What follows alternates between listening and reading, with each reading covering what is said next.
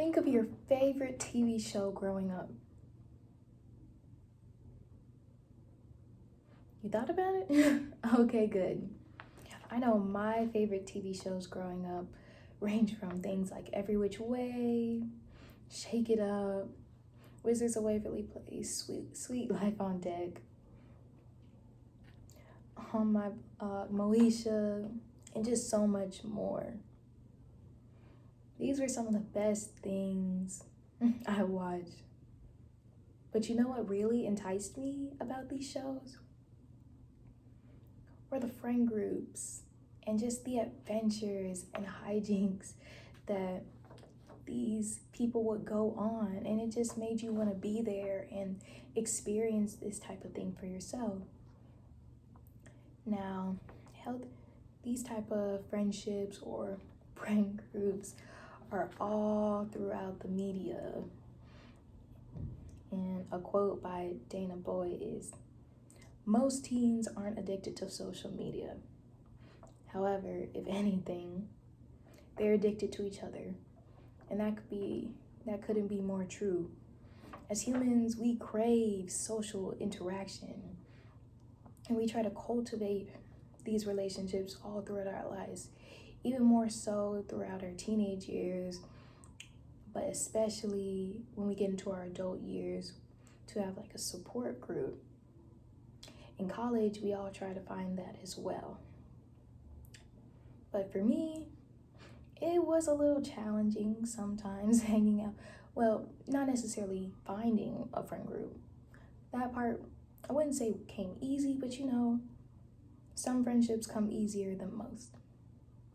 What I say came hard was that being able to hang out with my friends all the time, mostly pertaining to hanging out during the week. My parents were on the more stricter side, so I would really have to do a lot of convincing and things like that to let me go, which is interesting because they would tell me about all these amazing adventures they would go on with their friend groups and how their parents would let them. So it's quite interesting how the tables turn. So, a research study by Mullen Harris showed that adolescents with much fuller, richer lives experience better health than their lonelier peers.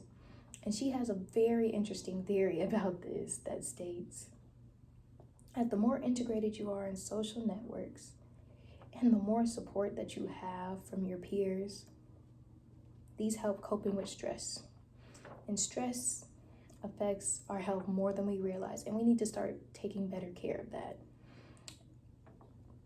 And also according to the Behavior Health News, there are many risks associated with not having a healthy social life, hence being able to go out on a school night. There are certain major health risks that come with isolation and not being able to go out. So the risks of isolation are said to be comparable to serious things such as smoking, high blood pressure, and even obesity. And people who have positive relationships are said to respond better to stress, and a healthy social life can even enhance the immune system's ability to fight off infectious disease. And as the seasons start to shift, this is very important because autumn, or fall as some people call it, and winter are really prominent of the cold and flu season.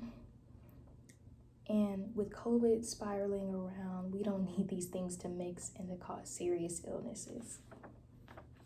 A possible solution to be able to go out, or something that you can negotiate with your parents, are possibly making sure everything's completed throughout the week, whether that be chores or some type of adjacent to tasks having to be done around the home, especially homework. So once you come back home throughout the week and doing these certain events, you won't have to be stressed about worrying if these things are going to be completed.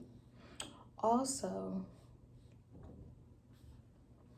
making sure, maybe instilling a curfew of when the cutoff, when you should be returning home, is also something that you would be able to negotiate. And now that your parents have accepted these terms, think about it. Your friends invited you to go bowling at Stars and Strikes, and you pick out your outfit the night before, just excited to see your friends after a long couple days in school.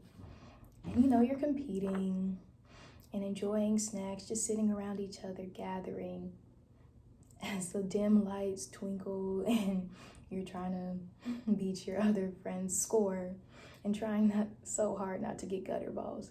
And it's just a moment you'll remember and cherish these moments as you grow up. Or in the film Inside Out, think of these things like core memories that you'll hold to yourself.